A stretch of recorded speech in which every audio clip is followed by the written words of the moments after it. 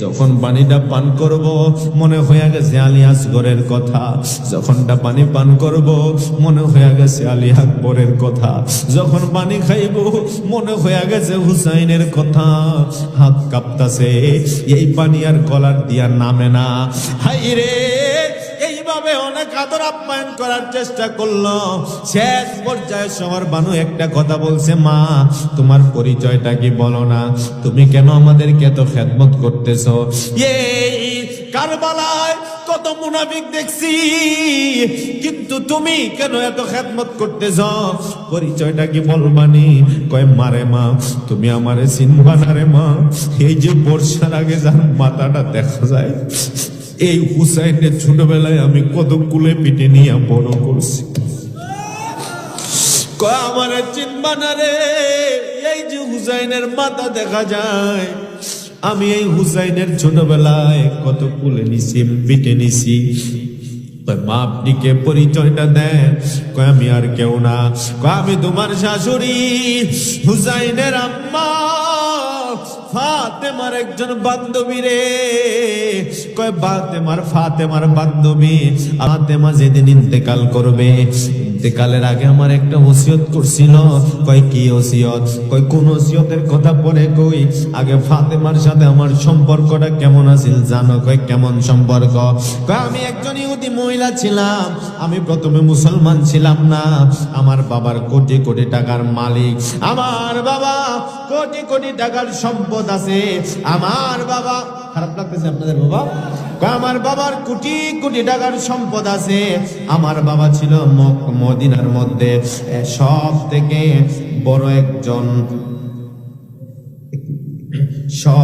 বড় একজন সম্পদবান ছিল আমার বাবা। আমার বান্ধবী ছিল ফাতেমা। এবার ওই বান্ধবী যেদিন বিয়ে হবে, বান্ধবী তার বাপ ইহুদি বাপরে কয় আমি বিয়ে বসবো না। কয় কেন? কয় আমার একটা বান্ধবী আছে, কয় আমি আমার বান্ধবীরে রাইখা আমি বিয়েতে বসবো। কয় তোমার বান্ধবীকে? আমার বান্ধবী হচ্ছে ফাতেমাতুজ জোহরা। একটু জোরে বলেন সুবহানাল্লাহ। কয় আমি ইহুদি হতে পারি, ফাতেমা রহমাতুল্লিল আলামিনের কন্যা হইতে পারে, কিন্তু ফাতেমার মতো এত মিষ্টি এত ভালো বান্ধবী আমি আমার জীবনে পাই নাই।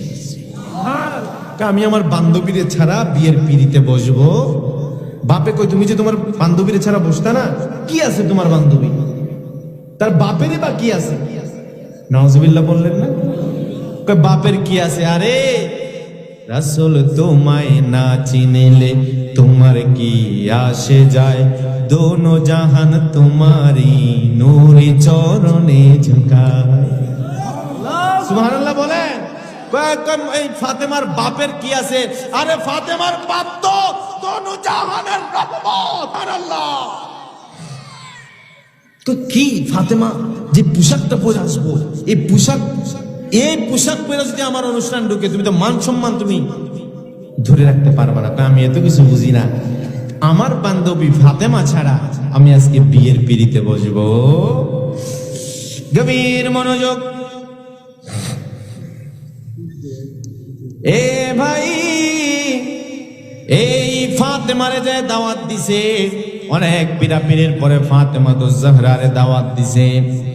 ডাক দিয়া কয় ফাতেমা রে, ও ফাতেমা, যদি তুমি আমার বিয়েতে না আসো, আমি কিন্তু আমার বাবারে বলে দিছি, আমার বান্ধবী ফাতেমা আমার বিয়েতে না আসলে আমি বিয়ের পিড়িতে বসবো না। এবার এই কথা বলে চলে গেছে। ফাতেমা আমার নবীর কাছে যায়, কয় বাবা বিপদে পড়ে গেলাম। কয় কি বিপদ? কয় বাবা গো, আমার বান্ধবী আমারে দাওয়াত দিছে, এই বান্ধবীর বিয়েতে যদি না যাই গো, এই বান্ধবী বলে বিয়ের পিড়িতে বসবে না। ইহুদি বান্ধবী, তার বাবা এই মদিনার কয়েকজন কোটিপতি, কয়েকজন শিল্পপতির একজন। এই বিয়েতে যাইতে গেলে তো আমি কেমনে যাব? আমার তো ভালো পোশাক নাই, আমার তো ভালো জামা নাই, আমি বিয়েতে কেমনে যাব?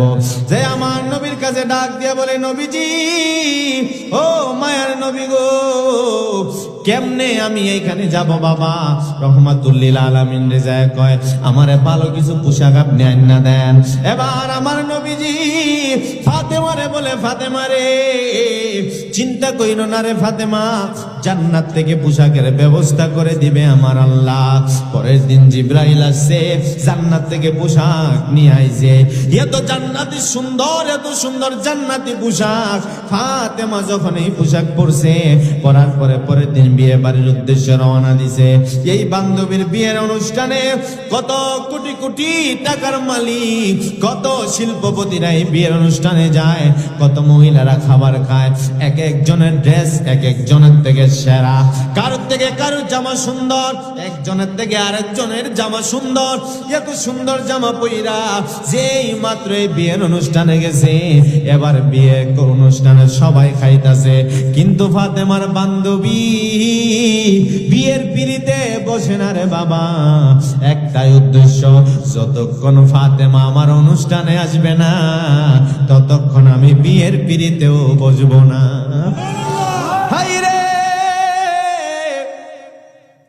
এ ভাই, হঠাৎ করে এই বিয়ের গেট দিয়া সমস্ত বিয়ের বান্ধবীরা মহিলারা তাকায়া দেখে, কে জানি রে এই গেট দিয়ে আসতেছে। খাবারের জায়গায় খাবার, ওরে এত সুন্দর পোশাক। জামাই রে কয়, জামাই আর খাইতাম না। ওই যে একটা মহিলা এই প্যান্ডেলে ঢুকে রে বাবা, এত সুন্দর পোশাক জীবনে আমরা দেখি নাই। এই পোশাকের মতো পোশাক আমারে কিনা দেন লাগবো, এই পোশাকের মতো পোশাক কিনা না দিলে আজকে খাবার খাইতাম না। জামাই রে কয়, স্ত্রী বাপের কয়, এত সুন্দর পোশাক দেয়া লাগবো, নইলে আমরা খাবার খাইতাম না। এবার কয়, আমরা খাবার খাবো না, বিয়ের অনুষ্ঠানও হবে না। তাড়াতাড়ি ফাতেমা তো জাহরার কাছে গেছে, যা ডাক দিয়া কয়, ফাতেমা একটু বলেন না এই পোশাকটা কই থেকে আনছেন, কোন মার্কেট থেকে আনছেন? জীবনে আমরা মক্কায় কত মার্কেটে গেলাম, মিশরের মার্কেটে গেলাম, সিরিয়া ইয়ামেনের বড় বড় মার্কেট বাকি রাখি নাই, সব বড় বড় শপিং মল থেকে শপিং করি, কিন্তু এত সুন্দর পোশাক কোনোদিন দেখি নাই।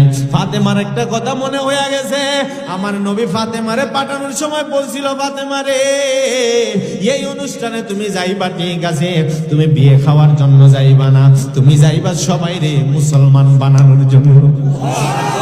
তুমি বিয়ে খাওয়ার জন্য যাইও না, এমন ব্যবহার তার সাথে করবা যেন তোমার ব্যবহার দেখে মুসলমান হয়ে যায়। ফাতেমা কয়, সলতনি বাজান, ফাতেমা কয়, বান্ধবীরা রে, ও বান্ধবীরা শোনো শোনো, এই যে পোশাকের কথা বললা, এই পোশাকটা আমি কই থেকে কিনছি জানো নি? এই পোশাক আমি যেই মার্কেট থেকে কিনছি, এই মার্কেটের নাম হলো জান্নাতুল ফেরদাউস। হায় রে, বান্ধবীরা কয়, ইয়ামেনের কত মার্কেটে গেলাম, মিশরের মার্কেটে গেলাম, সিরিয়ায় কত মার্কেটে গেলাম, ওরে জান্নাতুল ফেরদাউস নামে মার্কেট তো শুনি নাই। আরো সহজ করে দাও, মার্কেটের কথা বললা চিনি নাই, মালিকের নামটা কয়, মার্কেটের কথা বললা চিনি নাই, মার্কেটের মালিকের নামটা বললে চিনতে পারি। কয় মার্কেটের নাম জান্নাতুল ফেরদাউস, আর মার্কেটের মালিকের নাম লা ইলাহা ইল্লাল্লাহ। আল্লাহু আকবার বলো। কয় লা ইলাহা ইল্লাল্লাহ, এটা আবার কেমন নাম? জীবনে তো আমার নাম নবীন আল্লাহর নাম শুনে নাই। কয় লা ইলাহা ইল্লাল্লাহ, এটা আবার কোন লোক? যার এত সুন্দর মার্কেট আছে, যার এত দামি মার্কেট আছে, এত সুন্দর পোশাক, এই মালিকটা কে? মালিক চিনি নাই। আচ্ছা ফাতেমা, মালিকটারে তো চিনি নাই, মার্কেটও চিনি নাই। মার্কেট এত বড় মার্কেট, ম্যানেজার ছাড়া তো চলে না, একটু ম্যানেজারের নামটা চিনলেও চিনতে পারি। ফাতেমা কয়, এই মার্কেটের নাম জান্নাতুল ফেরদাউস, মালিকের নাম লা ইলাহা ইল্লাল্লাহ, আর ম্যানেজারের নাম মুহাম্মাদুর, সকলে বলেন সাল্লাল্লাহু। কয় মুহাম্মদ রাসূলুল্লাহ কোয়ার পরে চিনছে। কয় এটা কি তোমার বাবা?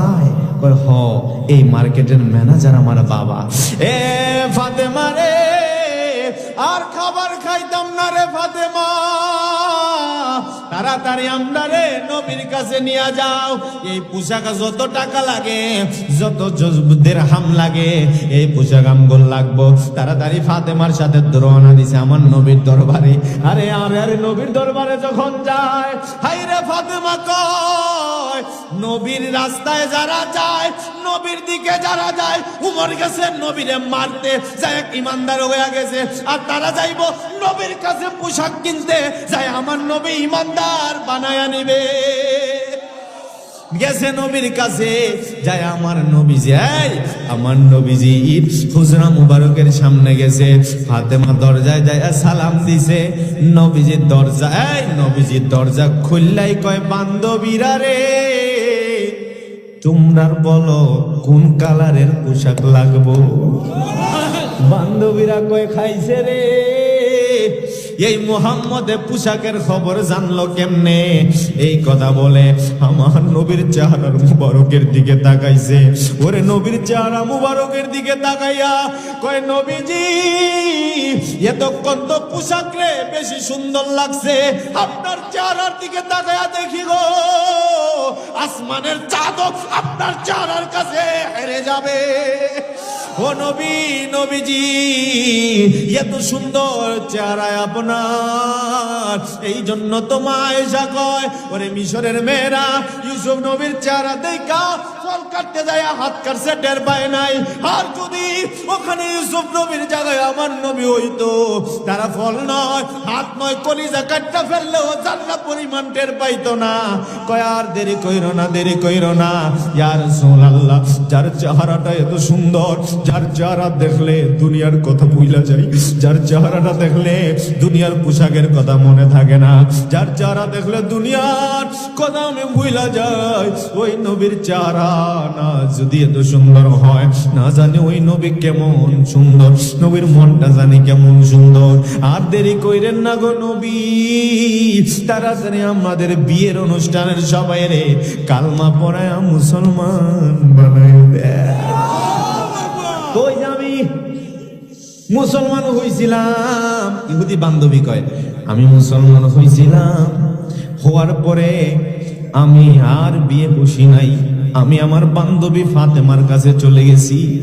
আমার বাবার কোটি কোটি টাকার সম্পদ ফালাইয়া আমি ফাতেমার কদমে যায় গোলাম হয়ে গেছি। কারণ জানি রে, আমি যদি এই জান্নাতের মালিক রে পায়া যায়, আমি যদি জান্নাতের মালিক রে পায়া যায়, আমার তো জান্নাতের চিন্তা নাই। ফাতেমা তো জান্নাতের রমণীদের সরদারিনী, আমি খাতুনে জান্নাতের গোলাম হয়ে গেছি। ওই দিন থেকে আমি ফাতেমার সেবা করি। ফাতেমার সন্তান যখন হাসান হুসাইন হইছে, তারা আমি কত বলে কোলে পিঠে নিয়ে মানুষ করছি। যখন ফাতেমা ইন্তেকাল করছিল, ইন্তেকালের সময় আমার একটা ওসিয়ত করছিল, এ বান্ধবী, আমার ইন্তেকালের পরে হয়তো তুমি চলে যাইবা, কিন্তু চলে যাওয়ার পরে রে, যদি কোনোদিন দেখো যে তোমার সামনে দিয়া কোনো কাফেলা যায়, আর ওই কাফেলার মাথার বর্ষা লাগায় যদি কারো কাটা মাথা থাকে, তা করে একটু যত্ন কইরো, তা করে একটু সেবা কইরো, বন্দীদেরকে একটু আপ্যায়ন করায়ও। ওই বুদ্ধ লোকটা কয়, এরে শহর বানু, আমি তো ওই ফাতেমার বান্ধবী। ফাতেমা ইন্তেকালের আগে আমার হুসাইনের শাহাদাতের খবর ফাতেমা জানতো, কিন্তু গাইরে যদি কোনো মা জানে সন্তান আজকে এদিকে গেলে অ্যাক্সিডেন্ট করব, ওই মা কিন্তু সন্তানকে যাইতে দেয় না, সন্তানকে যাইতে দেয় না। ফাতেমা জানে যে হুসাইন শহীদ হইব কারবালায়, এর বড় ফাতেমা যাইতে দিলেন কেন? ফাতেমা কয়, একদিন শেষ কথা, ফাতেমা কয়, একদিন দেখি আমার বাবা মসজিদে সিজদার মধ্যে পড়ে আছে, আমার বাবার সাথে আমার একটা দরকার ছিল, আমি গেলাম মসজিদে, যাই দেখি কই বাবার নামাজটা শেষ হলে আমি বাবার সাথে কথা বলবো, কিন্তু আমি দেখি 1 মিনিট হয়ে গেছে, বাবা সিজদা থেকে মাথা তুলে না, 2 মিনিট হয়ে গেছে, বাবা মাথা তুলে না, 1 ঘন্টা হয়ে যায়, রহমাতুল আলামিন সিজদা থেকে মাথা তুলে না। নবী কিসের নামাজ পড়ে রে? আমি ভাবছি আমার বাবা তো আল্লাহর নবী, নবীর কত নামাজ থাকতে পারে, হয়তো নবী কোনো নামাজ পড়ে।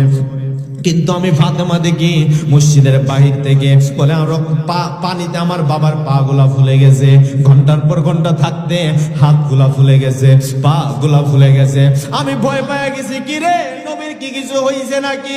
আল্লাহর কসম করে বলি, আমি ফাতেমা মসজিদের ভিতরে একটা দৌড় মারছি, তাই আমার বাবার কোন মুখের মধ্যে কানটা লাগাইছি, লাগাই আমি আমার শুনি আমার বাবা সুবহান রাব্বিয়াল আলা বলে না, ঘন্টার পর ঘন্টা আমার বাবা উম্মতি উম্মতি বলে কাঁদতেছে।